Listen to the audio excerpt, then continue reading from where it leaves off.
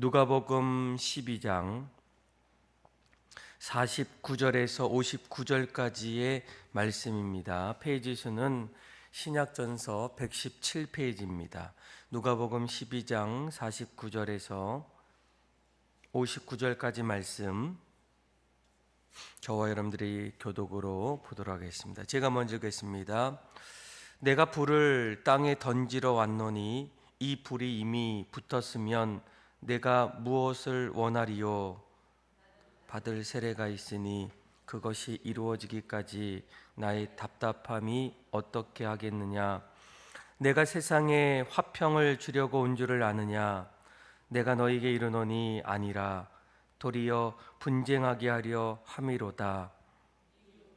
한 집에 5사람이 있어 분쟁하되 셋이 둘과 둘이 셋가리니 아버지가 아들과 아들이 아버지와 어머니가 딸과 딸이 어머니와 시어머니가 며느리와 며느리가 시어머니와 분쟁하리라 하시니라.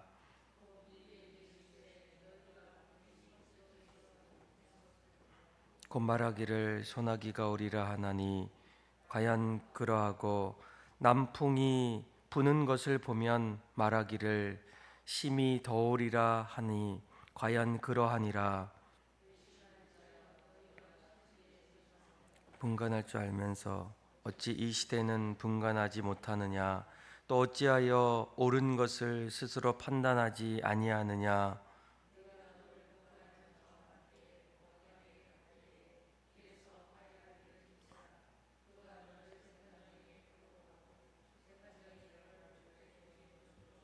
옥절이 오기에 가둘까 염려하라. 같이 읽겠습니다. 내게 이르노니 한 푼이라도 남김이 없이 갚지 아니하고서는 결코 거기서 나오지 못하리라 하시니라. 아멘.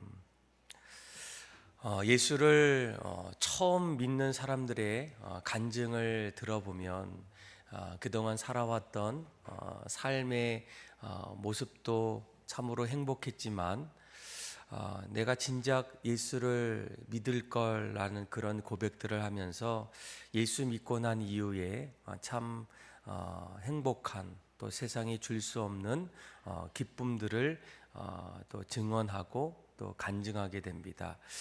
이전에는 세상의 또 목적들, 또 세상이 주는 유익들 참으로 열심히 살아왔고, 또 그 열심 속에서 주었던 풍성한 일들이 참으로 많이 있습니다. 직장을 통해서, 또 사람들과의 관계를 통해서, 또 내가 하나하나 이뤄가는 그런 모습을 통해서 얼마나 많은 행복과 즐거움이 있겠습니까? 그런데 그것보다도 예수를 믿고 세상이 줄 수 없는 평화와 또 영원한 생명을 하나하나 깨달을세 이것보다 더 기쁨과 즐거움이 없다라고 이렇게 얘기합니다. 심지어는 이제 세상에서 그렇게 붙잡았던 그 모든 것들을 하나하나 영원한 생명을 위해서 또 예수님 앞에 내려놓는 그런 신앙의 모습들도 보게 됩니다. 그런데 우리가 주님을 믿고 한 가지 기억해야 될 것은 무엇입니까? 주님을 믿고 난 이후에 늘 행복한 것도 많이 있지만 주님을 믿는 것으로 인해서 점점 우리 안에 많은 어려움들이 찾아온다라는 거예요.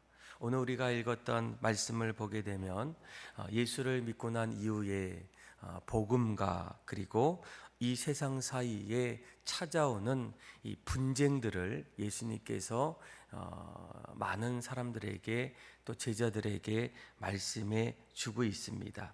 49절 말씀을 또 50절 말씀을 한번 같이 읽어볼까요? 시작. 내가 불을 땅에 던지러 왔노니 이 불이 이미 붙었으면 내가 무엇을 원하리요? 나는 받을 세례가 있으니 그것이 이루어지기까지 나의 답답함이 어떠하겠느냐. 아멘. 그러니까 예수님께서 이렇게 얘기합니다. 내가 이 땅에 온 이유는 불을 땅에 던지러 왔다라고 얘기해요.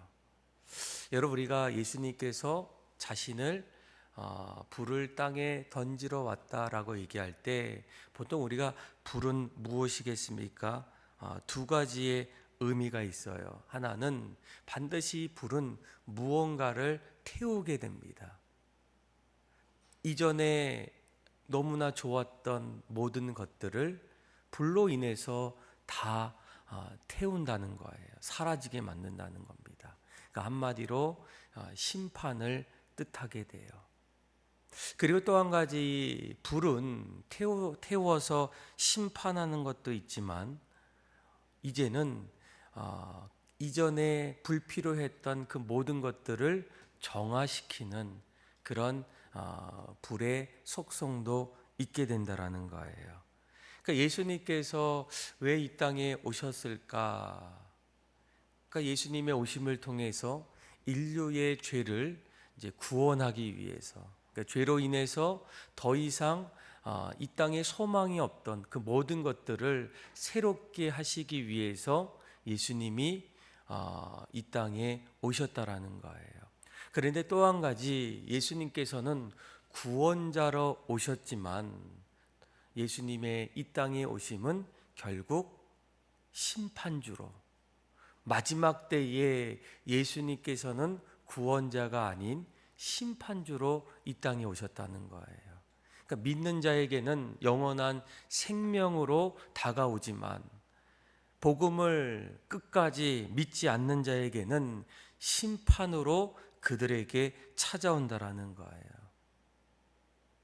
아마 결정적인 가장 중요한 그때가 어디입니까? 50절에 보면 예수님께서 이렇게 얘기해요. 나는 받을 세례가 있다라는 거예요. 그때가 언제입니까? 십자가의 사건입니다. 보통 우리가 이 세례라는 것은 물 세례를 주로 이야기할 때 사람들이 물속으로 들어갔다 다시 나오게 돼요. 그러니까 물속에 들어간다는 것은 죽음을 뜻하고 다시 그곳에서 나온다는 것은 새 생명, born again, 그것을 의미할 때 예수님께서도 이제 세례를 설명하면서 내가 죽고 다시 부활하는 그때가 언제입니까? 이 십자가의 사건이라는 거예요. 내가 이 땅에 온 것은 불을 던지러 왔고 또 나는 십자가의 길을 걸어간다라고 이렇게 말씀해 주고 있습니다. 그러면서 조금 더 구체적으로 51절에 이렇게 얘기하죠. 내가 세상에 화평을 주려고 온 줄을 아느냐? 내가 너에게 이르노니 아니라 도리어 분쟁하려 하려 함이로다라는 거예요.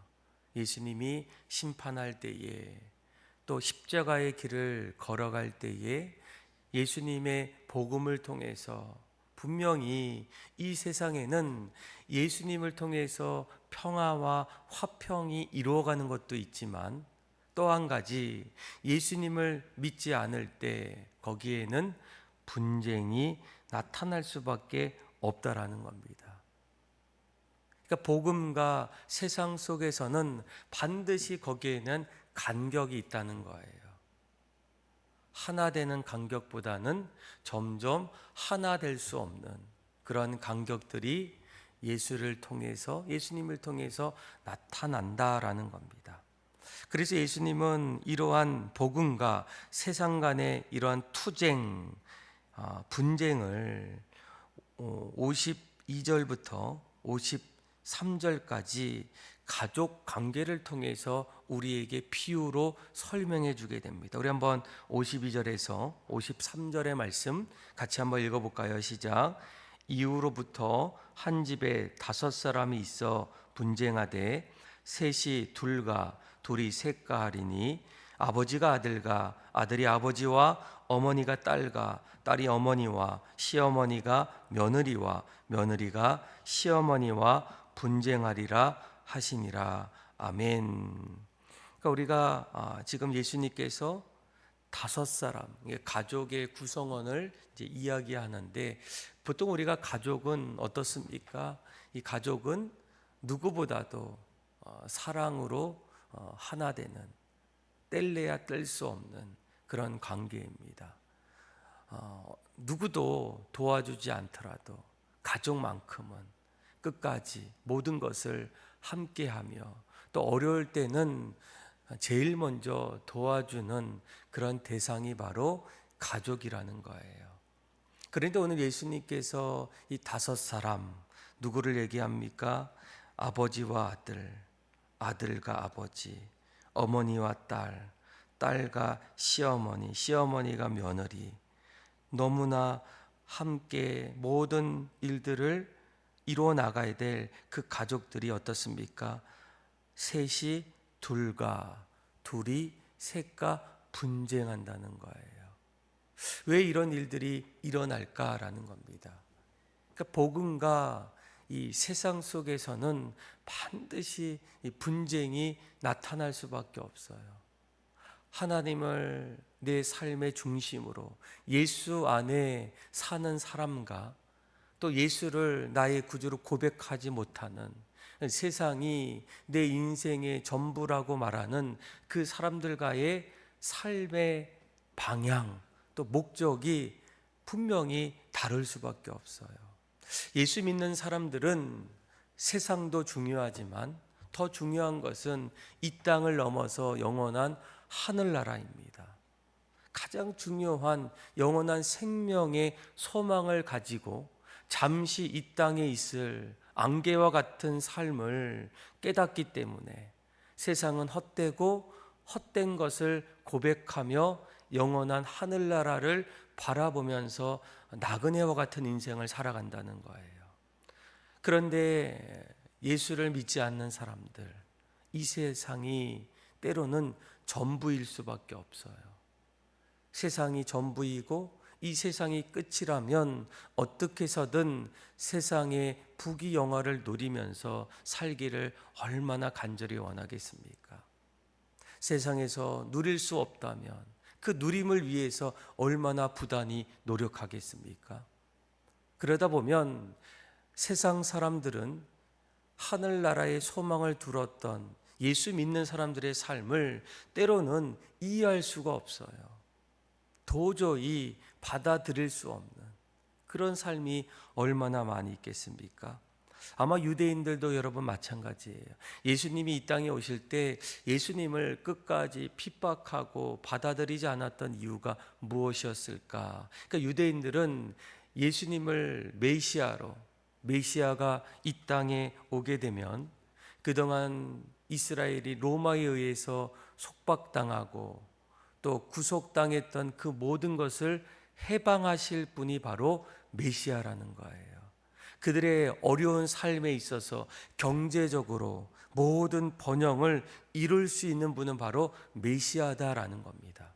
그런데 예수님께서 이 땅에 오셨을 때 수많은 유대인들 앞에서 뭐라고 말씀하십니까? 나는 의인을 부르러 온 것이 아니라 죄인을 부르러 왔다는 겁니다. 내가 가야 할 길은 어디예요? 십자가의 길이라는 거예요.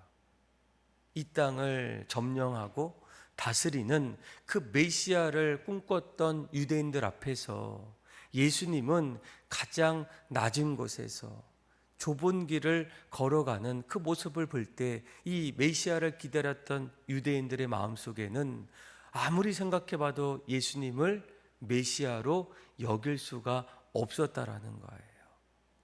그래서 예수님께서 이 땅에 오실 때에 복음과 세상 간에 반드시 일어나는 그런 간격, 투쟁, 대립, 분쟁은 일어날 수밖에 없다라고 이제 제자들 또 그곳에 있는 주님을 따라가는 수많은 사람들에게 말씀해 주고 있다라는 거예요. 여러분 최근에 이제 목사님들 가장 우려하는 것이 무엇입니까? 교회 안에 세속화라는 거예요.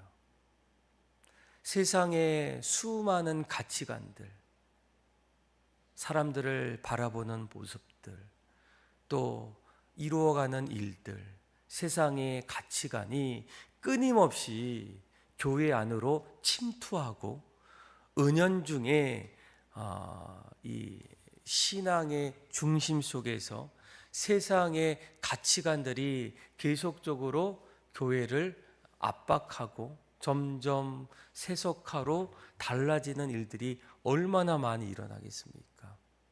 이제는 세상의 이야기들을 교회 안에서 아무렇지도 않게 해도 누구도 거기에 대해서 집사님 또 권사님 그렇게 말씀하시면 안 되죠.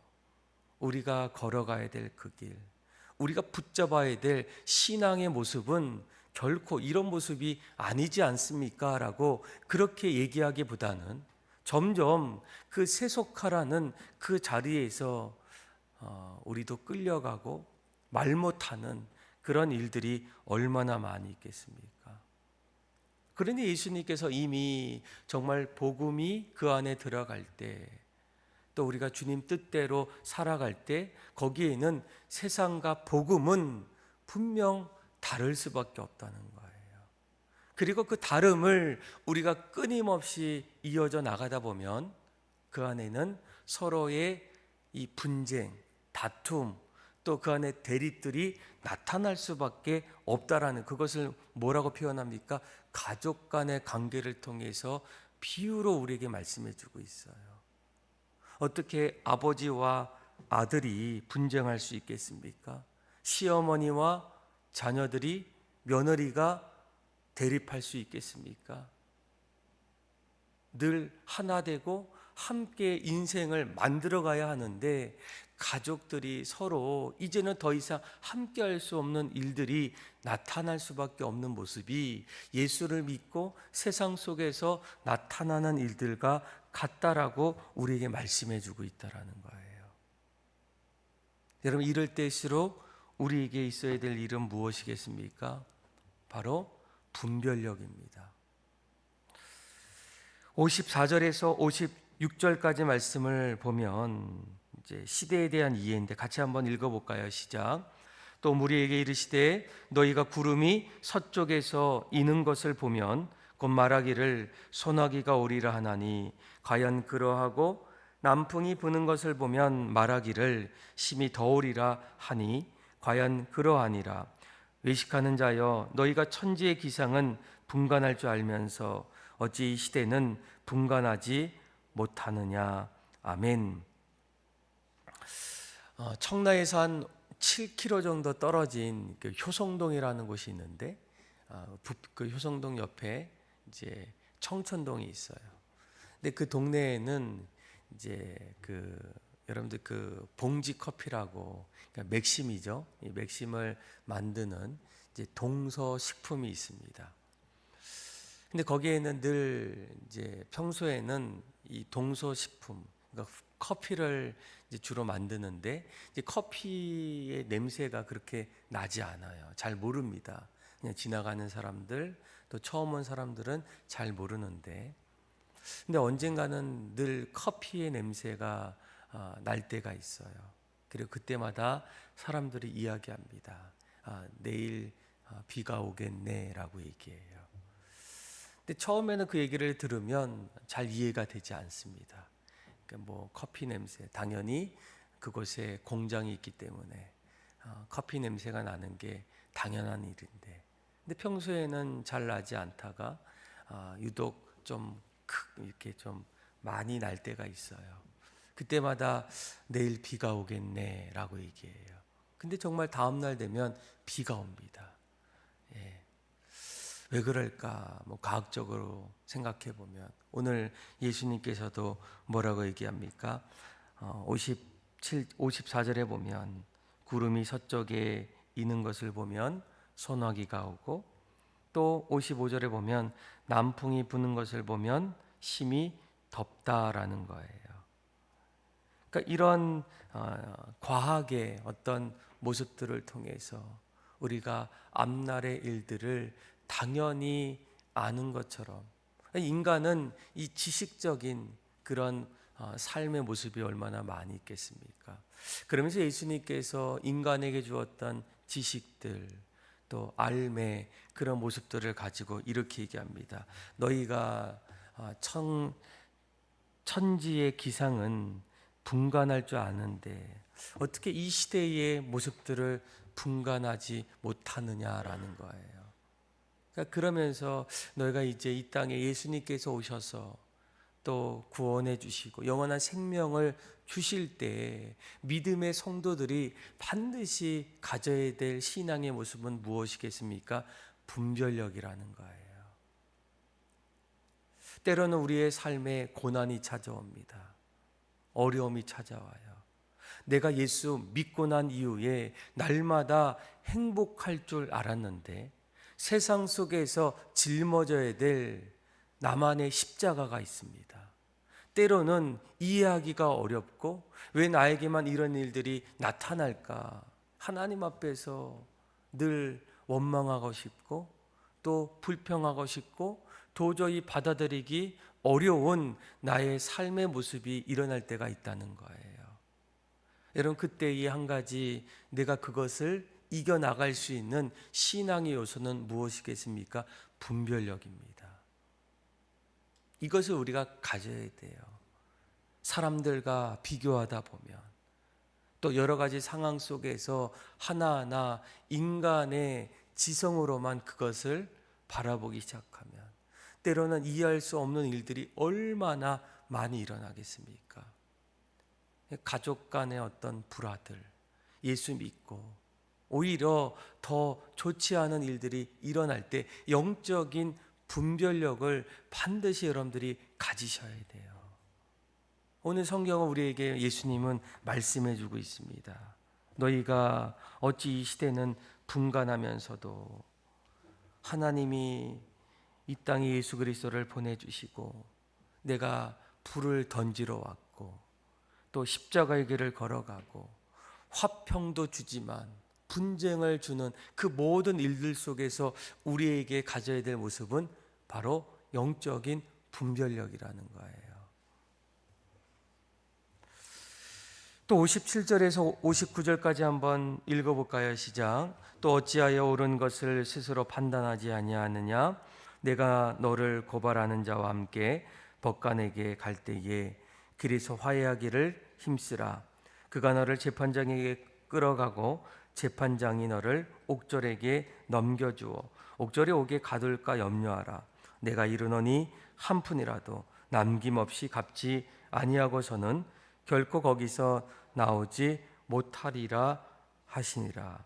아멘. 그러니까 예수님께서 여기에서 보시면 내가 너를 고발하는 자와 함께, 자, 이 고발하는 자는 때로는 예수님을 얘기해요. 예수님께서 누구에게 갑니까? 재판장, 법관에게 가요. 이 법관은 하나님입니다. 나중에 이제 우리가 심판을 받는 그때가 있어요. 예수님이 다시 오시는 그날, 예수님이 우리를 이제 심판주로 오십니다. 그런데 그때에 때로는 그 길에서 화해하기를 힘쓰라는 거예요. 물론 내가 누군가 서로 분쟁했던 또 함께하지 못했던 사람들과의 화해도 있지만 더 중요한 것은 내가 예수님께서 다시 오시는 심판주로 오실 때 그때까지 우리가 예수 앞에서 예수를 믿는 예수님과의 관계를 회복하는 일들, 그것이 우리에게 무엇보다도 필요하다라는 거예요. 옥졸에게 넘겨주는 그때까지, 재판장이 너를 그렇게 할 때까지 너는 그 길을 갈 때에 꼭 예수님과 화해하는 거. 그렇죠? 오늘날 여전히 예수를 믿지 않는 사람들, 복음을 들었어도 복음 앞에서 복음을 거절하는 사람들, 그러니까 이런 수많은 사람들이 나중에 이제 재판장 앞에 서기까지 반드시 해야 될 일이 무엇입니까? 예수를 믿는 일이에요. 복음을 받아들이는 일이에요. 아마 우리의 삶의 자리에서 주변에 주님을 알지 못하는 분들이 얼마나 많이 있습니까? 들었어도 믿지 않고 전했어도 깨닫지 않는 그런 분들이 정말 많을 때 이제 얼마 남지 않는 심판의 날에 가장 먼저 해야 될 일은 무엇입니까? 그분 예수님과 화해하는 거예요. 아마 교회가 이를 위해서 존재하는 일이 아니겠습니까? 이미 주님을 믿는 사람들이 함께 모여 하나님 앞에 예배하는데, 이제는 그 예배함이 거기서 끝나는 것이 아니라 앞으로 예배할 사람들, 또 우리가 찾아가서 복음을 전해서 그들이 함께 주님을 만나는 그날을 위해서 주님께서 이 땅에 그리스도의 몸된 교회를 이 세상에 세워주셨다라는 거예요. 그러니까 교회는 가장 중요한 게 무엇입니까? 이 땅에서 주님처럼 전하고 가르치고 주님의 사랑을 나눌 수 있는 곳이 바로 교회라는 거예요. 여러분, 우리가 교회에 대해서 수많은 이야기들을 하나하나 이야기할 때, 교회가 교회되기 위해서, 교회를 세우기 위해서 예수님께서 자신이 이 땅에서 보여주셨던 그 사역들, 예배하고 복음을 증거하고 말씀을 가르치는 그 많은 일들을 지금도 교회가 하고 있는가, 그 일을 위해서 교회가 매진하고 있는가, 그것이 가장 건강한 교회를 세워나가는 모습이 아니겠습니까? 근데 요즘에는 교회에 대한 이야기들이 너무나 많아요. 교회는 이래야 됩니다, 저래야 됩니다. 근데 우리가 얘기만 할 뿐이지 정말 교회를 주님이 원하시는 교회로 세워나가는가? 이때 이 주님께서 말씀하시는 것이 무엇입니까? 분별력을 가지라는 거예요. 사람들이 세속화 속에서 이렇게 저렇게 이야기할 때, 너희가 세상의 지식으로 세상을 바라보는 분별력이 있을 때, 이제는 영적인 분별력을 가지고 살아가기를 주님은 원하십니다. 저와 여러분들이 이 사실을 깨닫고 주님의 말씀 앞에서 영적인 분별력을 회복해서 날마다 믿음으로 굳건히 살아갈 수 있는 저와 여러분들의 삶이 다 되기를 주님의 이름으로 축원합니다. 기도하겠습니다. 하나님 아버지, 복음이 늘 기쁘고 감사하고 행복한데, 복음 안에서 세상을 살아갈 때마다 때로는 다투며 분쟁하며 이해할 수 없는 일들이 일어나는 것이 어쩌면 주님의 말씀처럼 당연한 일임을 깨닫게 하여 주셔서 영적인 분별력을 깨닫고 날마다 좁은 길을 믿음으로 나아갈 수 있도록 은혜 베풀어 주옵소서. 그렇게 우리의 삶을 새롭게 이끌어 주시고 하나님을 찬양하며 사랑이 많으신 예수님의 이름으로 기도합니다. 아멘. 찬송가